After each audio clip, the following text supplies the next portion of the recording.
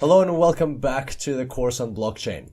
And today we're talking about the dreaded 51% attack. If you've been following this course and reading the supplementary materials, or you've been just talking to people about blockchain, then one way or another you've probably already come across the 51% attack, and maybe somebody's mentioned it or you've read it somewhere. And this is an attack that it's a hypothetical attack, but it could possibly happen. And it's commonly feared or discussed by blockchainers and miners because it's so interesting, and also because of the consequences that it can have. And today we'll talk about two things. First, we'll talk about what the 51% attack is not, and then we'll talk about what the 51% attack is. So let's start with the first one. The 51% attack is not an attack designed to tamper with an individual or select blocks. This is not the 51% attack. The reason for that is why I decided that it's important for us to mention this is because back in module 1, remember how long ago that was, when we were still just learning the bare foundations of blockchain?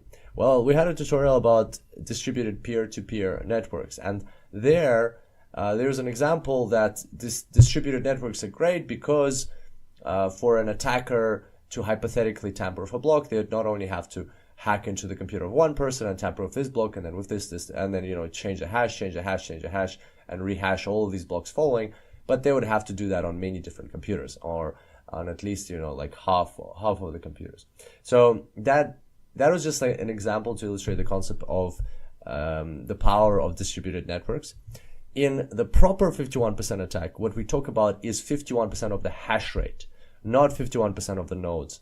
The attack or this hypothetical example that we just described, which is not even considered an attack because it's impossible, as the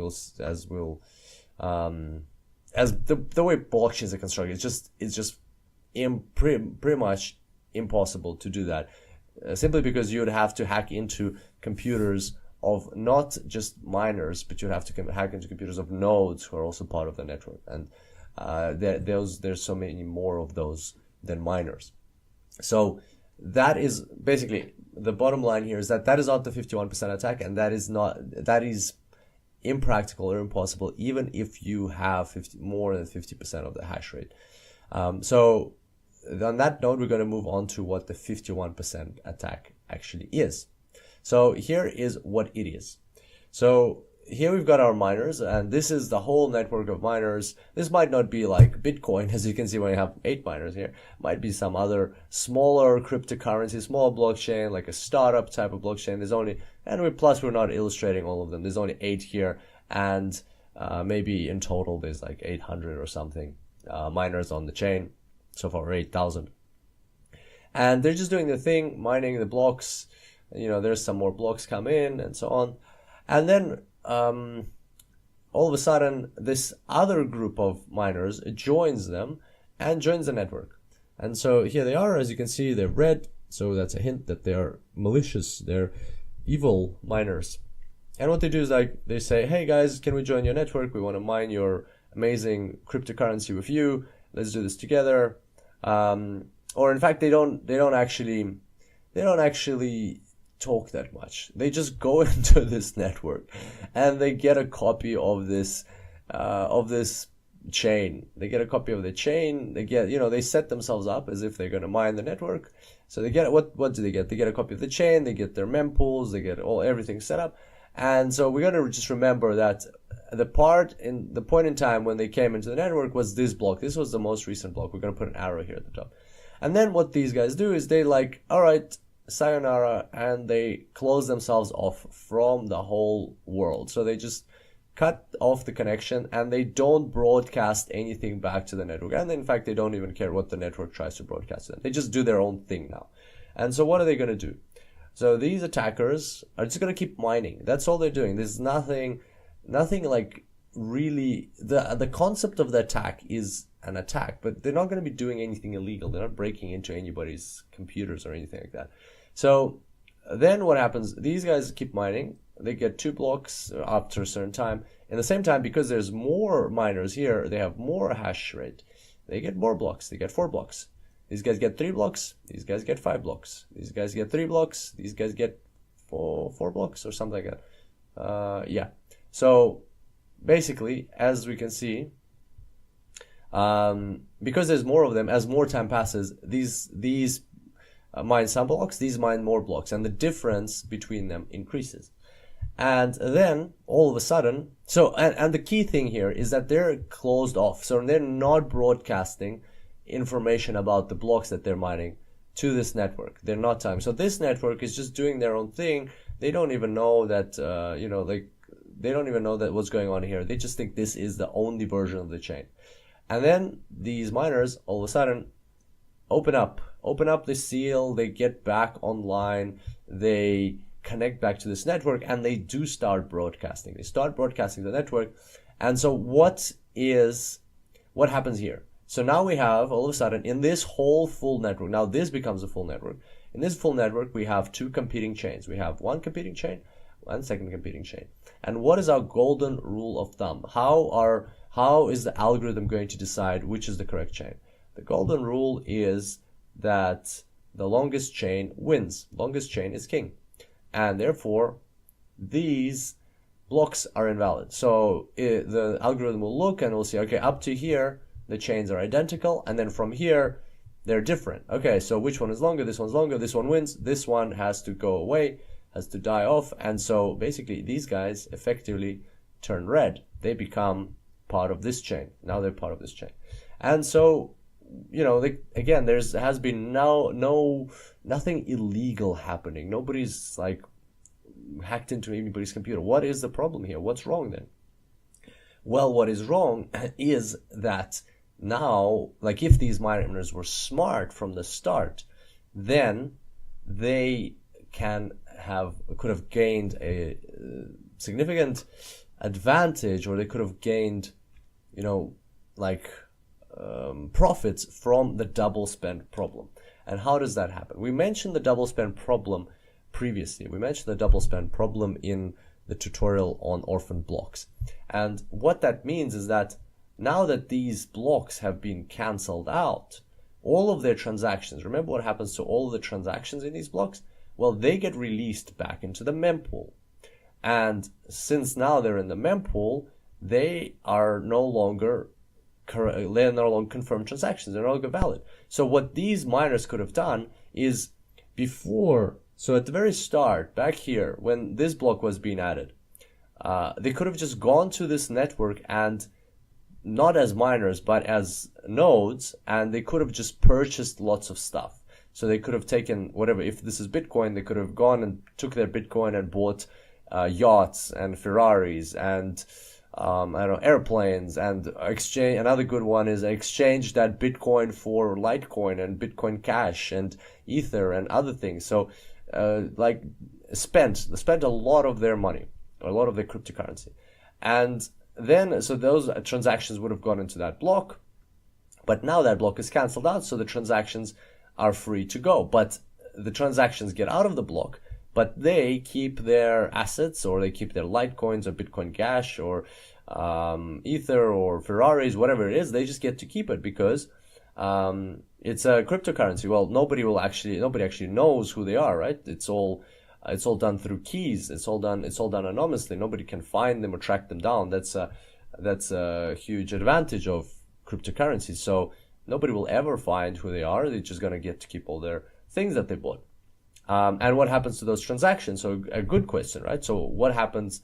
Like a lot of people don't really, well, as far as I can imagine, don't really look this through. Like a lot of people stop the explanation or analysis of a problem there. But the transaction get released back to the mempool. So how come those transactions can go back into new blocks, right? So the transaction that this miner bought a Ferrari could go back into a new block here. But because they still control 51% of the hash rate, they're not going to let that happen. They're not going to pick that transaction to go into the next block. These guys might try to do that, but they have less hashing power. So these guys are more likely to put in the next block, and so the next block won't hold any of those transactions that were released. That's important to understand, because if they don't have the 51% power after the attack is finished, then those transactions that were released into the mempools, they can get picked up and put back into the blocks later on. So even though there's a problem, it can be kind of fixed like that.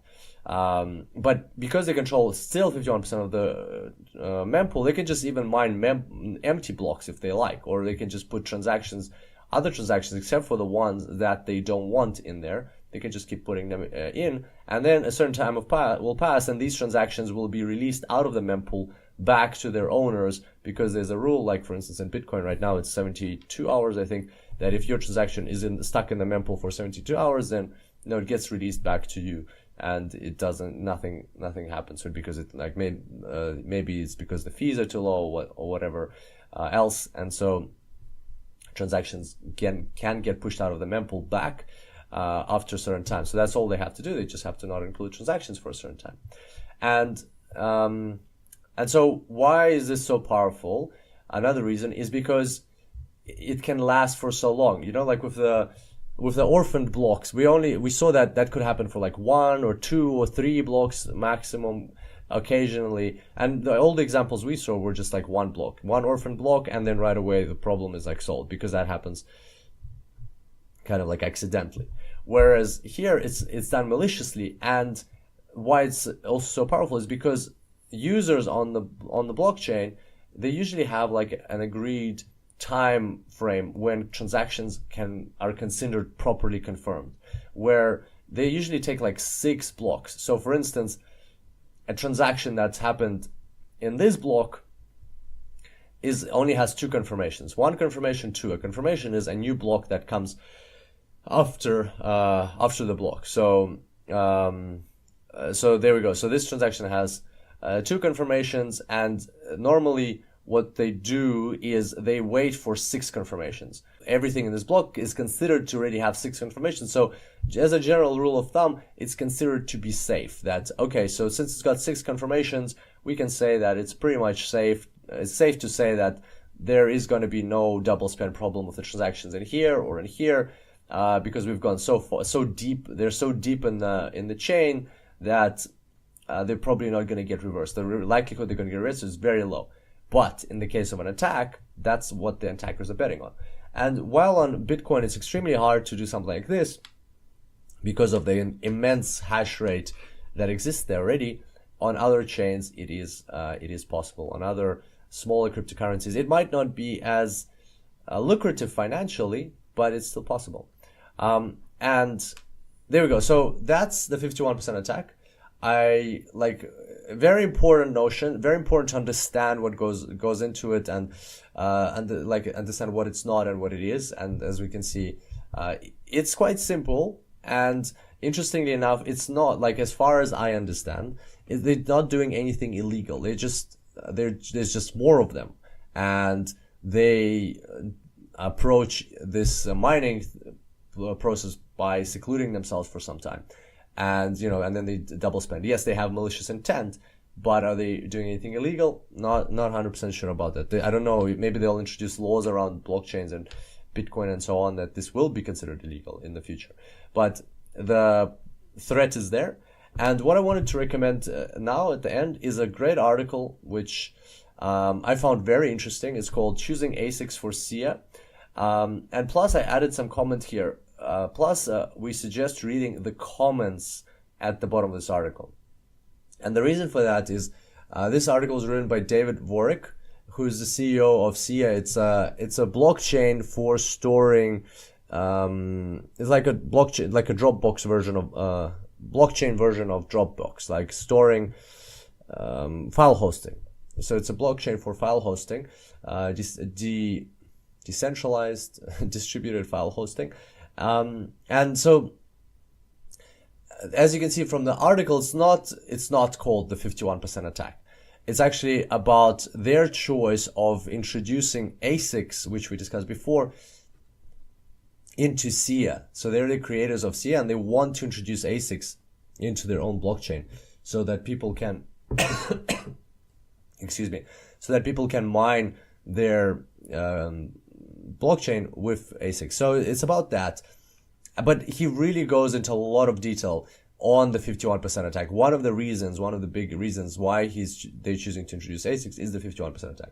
The reason why I'm saying here, I'm suggesting to read the comments is because by reading the article, you can get really dragged away into his way of thinking, which, might be a valid argument, but he has a very, very, one sort. It's like only describing everything from one position, that why it's good is definitely good for their network. And while you will learn a lot about the 51% attack and how it's good or bad and how it can be beneficial or not for, how it can be cost effective or not for in different types of scenarios, you can also develop like a very one-sided view of why ASICs are good for a small blockchain. So the people in the comments, they actually they dispute that. They have different opinions. So just not to get overwhelmed by the amount of arguments that he gives, check the comments so that you get a different perspective on the other issues that he discusses in the article. So there we go. That's our 51% attack. I hope you enjoyed today's tutorial, and now you know what the 51% attack is all about. And I look forward to seeing you back here next time. Until then, enjoy blockchains.